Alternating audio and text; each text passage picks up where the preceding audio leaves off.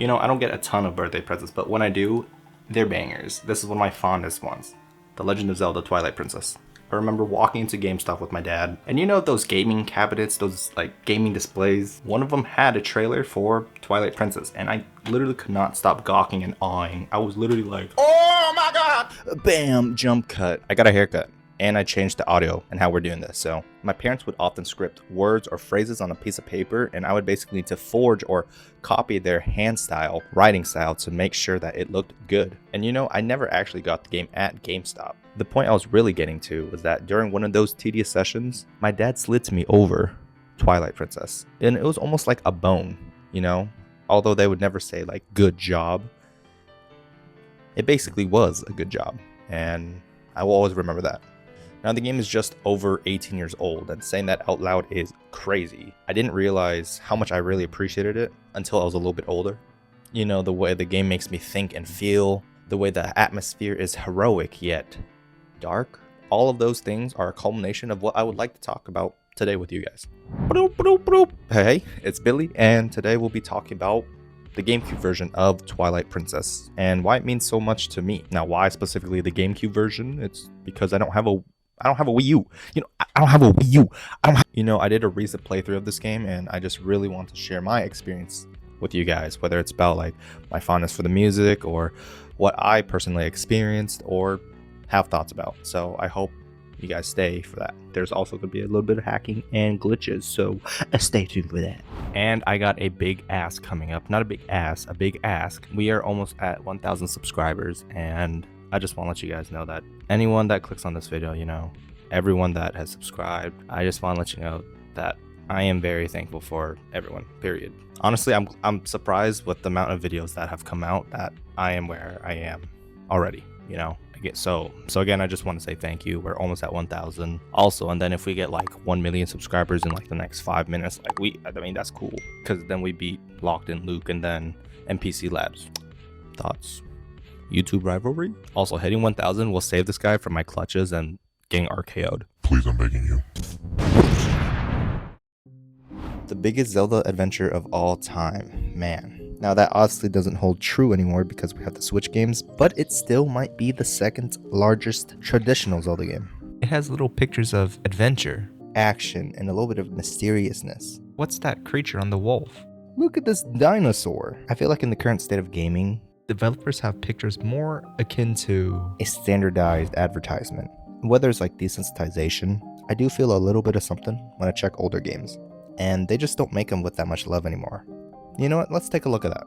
Having a little booklet, physical in your hand, to tell you how to walk, run, swim, and jump, that hits different. Did you know if you press A while moving, Link will perform a quick forward roll? You know, if you're like a new generation gamer and you came from Tears of the Kingdom or Breath of the Wild, you actually might not know about that. And it's also cool flipping through the book and just seeing like small little concept art or character art pieces. You see here Link is in his original rancher clothes, and it really sells that he's just a regular guy. And I don't really know how to bring this up naturally, but I swear I remember seeing some sort of like magic bar below Link's health in one of these pictures. It seems like the final version of the game was supposed to have some sort of magic meter. That must have been so long ago, but I remember that till this day. And whether or not it's a Mandela effect, I don't know.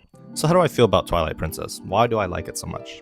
Well, Twilight Princess was, I want to say, the last true game to formula for the Zelda series, you know? That slightly semi-open world, but it was still, at the end of the day, pretty linear. I might be on the fence of getting a pat on the back or getting mauled by a whole group right now, but it is a beefed up Ocarina of Time at the end of the day. In terms of that design that I just said, mainly it feels like a true sequel to Ocarina of Time because of the presentation. I guess if you're playing 2025, it could always be better, but Link is a fucking badass in this game. We start off basically as like a farmer rancher boy, and there is a looming mission over our head. Whenever we are ready, we got to do a deliverable for the Hyrule Castle, and it's only after experiencing the communal village that is Ordon Village that you really grow to love this place, and you kind of hate to see how quick life can go to shit, especially for Link. His village ends up eating shit, gets raided, all of the kids, his farmer girlfriend, which isn't really his girlfriend, and of course, Link gets kidnapped. And then he turns into a wolf because they bring him into a basically different dimension, the Twilight. Super awesome zone, super awesome idea. Link faces adversities like this many times, but In the end, he always prevails, standing tall against King Boblin, being able to rescue the kids. He is the face of heroism. And just the actual presentation of pulling out the Master Sword, it is so epic. You know, you can also make the argument that Link from Ocarina of Time also had it super rough and was thrown into life he never wanted to live. And the only reason why I'm heightening up the Twilight Princess timeline and how they do it is because I haven't beaten Ocarina of Time in well over a decade. Regardless, both are great games, but I think that because after Link beats Ganon at the end of Ocarina of Time and goes back to his past, at the very least, he kind of got that childhood adolescent phase. And the equivalent is teenage Link's years, right? I felt like he definitely had to grow up a lot faster. Not only that, the ending got me in tears. Oh my god. I'm not gonna even edit this out of the video. Oh my god, I'm sad already. But it's still old school Zelda, you know? It still plays like Ocarina of Time and Wind Waker in that sense. Now the biggest gimmicks, I guess you want to say, that help differentiate Twilight Princess. Let's talk about hidden skills because it does elevate combat in a way that the original games kind of didn't do. It takes a bit of note from Wind Waker where you can have multiple action commands. You can do them on command versus like Wind Waker, it was like reactive. Some of my favorite hidden skills that you can use in the game that elevate combat just a notch above, right? Final blow looks awesome, and then he hits the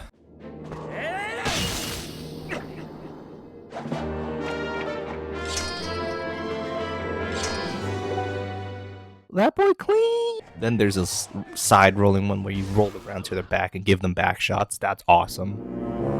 There's another hidden skill that's called Helm Splitter, and I feel like you know what I'm talking about. Play the clips.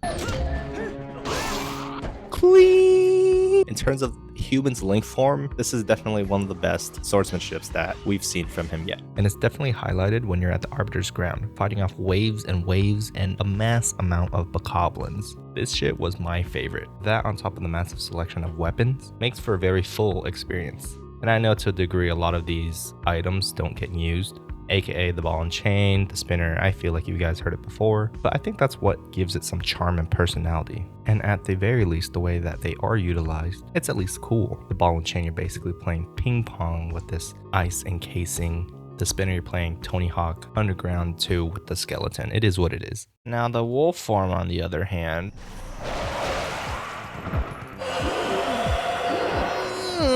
but that doesn't mean it's not cool. You get a little 3-hit combo here and there. You got like a jump attack, and you have this chick on your back. Wait, what? This is Midna. And honestly, she's really the heart and soul of this game.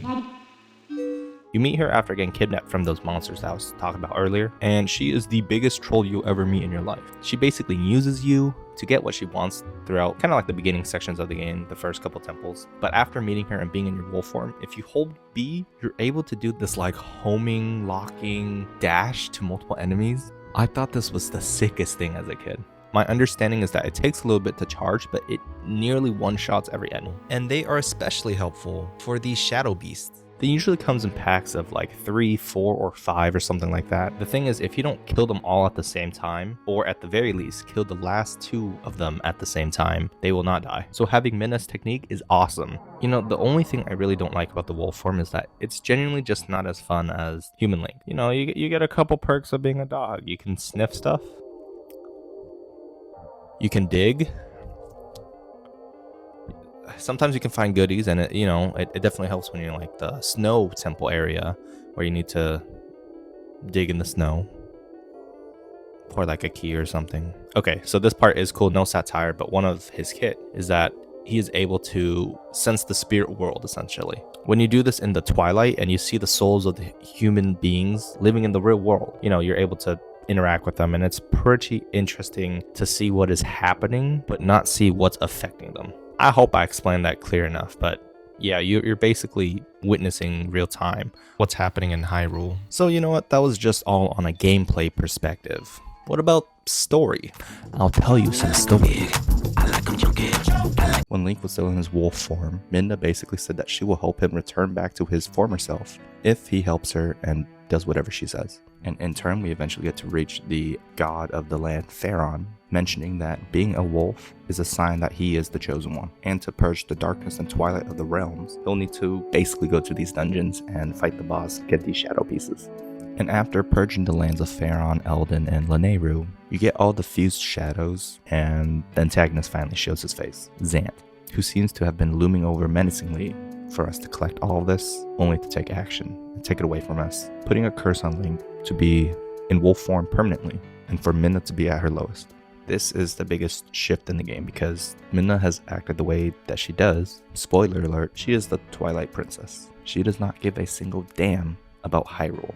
She just wants to save her people in the Twilight, and she will do what she needs to do to make it happen.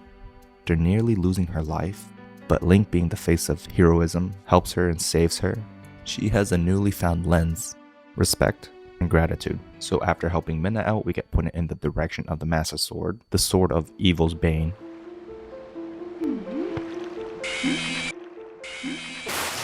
So powerful enough that it removes the curse off Link, and that curse is a tool that we will use to freely transform Link into a wolf or human form. Now to get the few shadows back, we actually need to actively look for Zant, which means that we need the Mirrors of Twilight. This is what I mean by it is truly the sequel to Ocarina of Time. It has the same structure as OOT in the sense that you will collect the first 3 emeralds or gems, in this case the fused shadows, and in turn, once you hit that pivotal point, you start collecting either medallions or in this case, the mirror shards. And the overall exposition is just done fantastic. I really feel like it is the first time we've had any type of relationship like this with our companion. Literally, Navi can suck my nuts. It becomes almost like a platonic or possibly even love interest to Link by the way that they act in Gerudo Desert.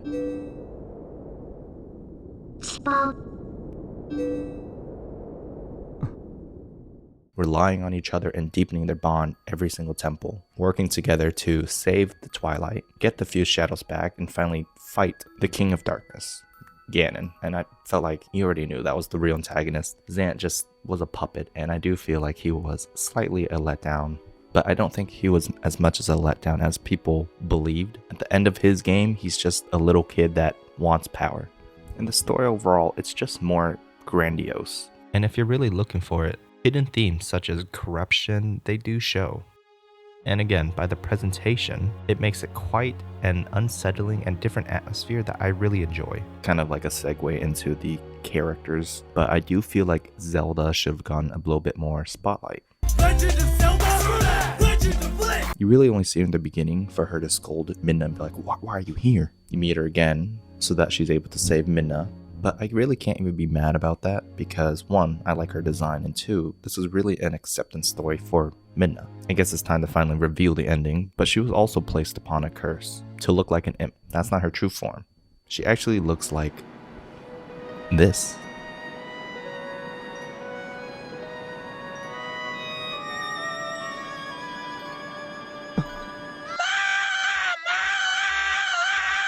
And at the end of the game, after you defeat Ganon, Link and Midna share a tender moment saying goodbye. And I don't know if it's like as a thank you or I don't want to cause you any more harm. Before anyone else can go to the land of Twilight, Midna leaves, simultaneously breaking the Mirror of Twilight, effectively making the land of Light and Twilight separate once again. I really think that's supposed to symbolize that by doing so, the world is how it's meant to be again. And in a way, she is with Link at all times. You're so... Girl, you're so fine. You know, it just breaks my heart. Why would you do that? Especially because she has been there through the entire like 40, 60 hours, however long you play the game for. And the person that I really don't care about, is her name's Ilia?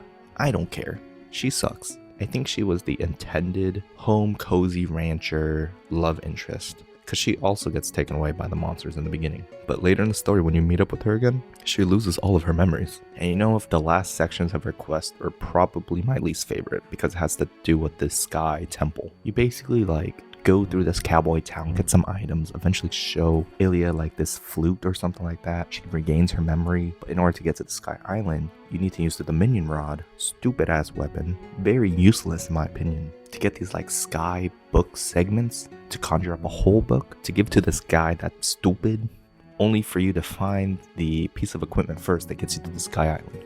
Mother hecker. Listen, I genuinely love Hyrule's layout. A lot of people think it's empty. I think it's just slightly too spacious, but I loved running around and just roaming the lands as a kid. You know, I guess the biggest issue, most of the chests are either pieces of hearts, that's cool, but a lot of them are rupees. And this is another ongoing joke in the community. Every time you restart your game or pick up a rupee or get into a chest, you always see the same rupee animation that goes.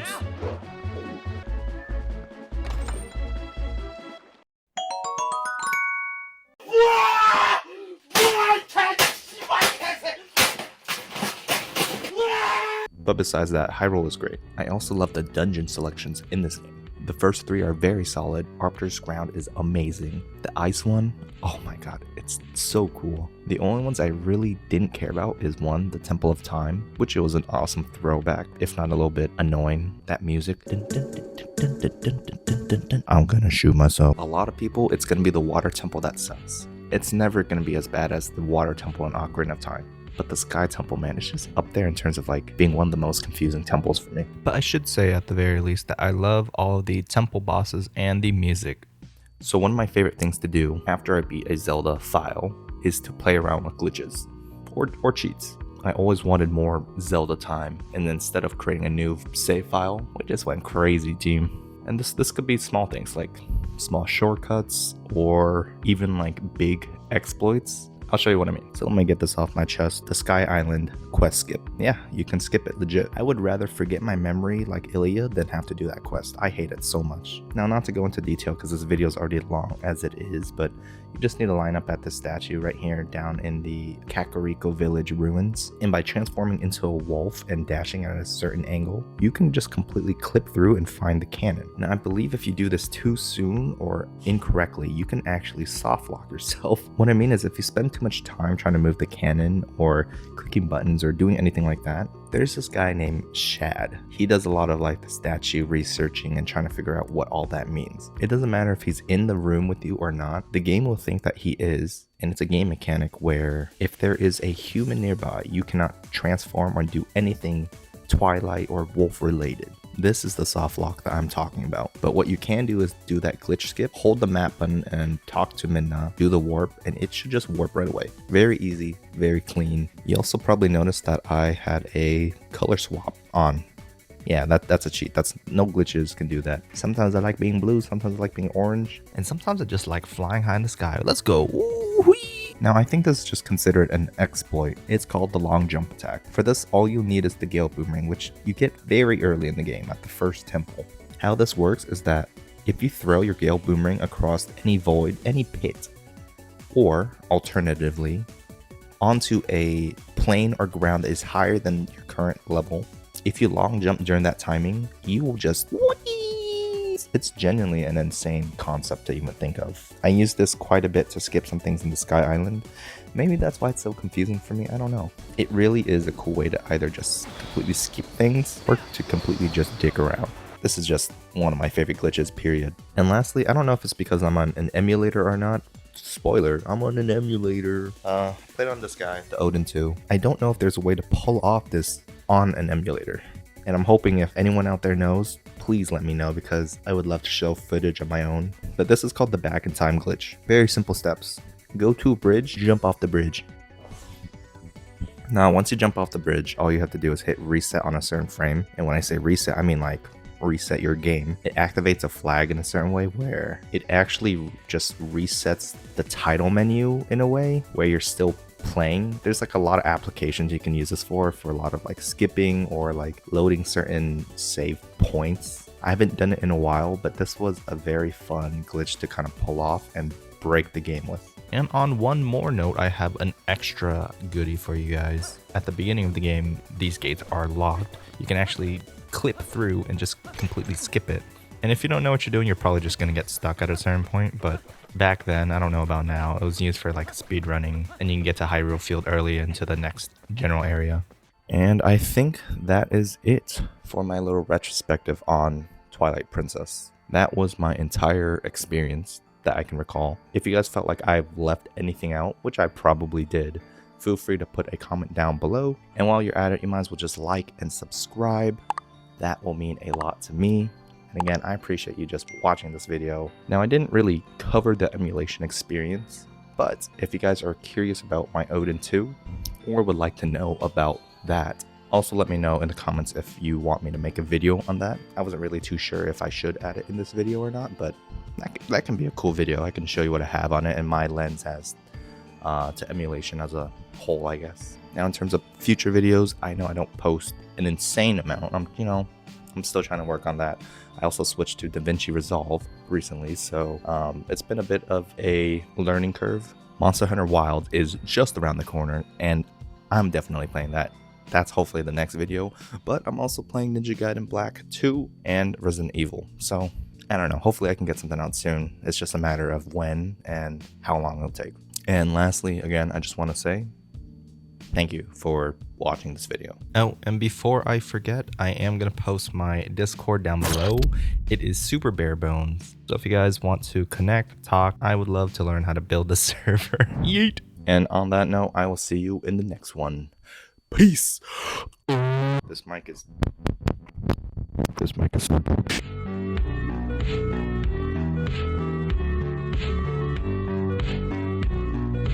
back and give them back shots. That's awesome.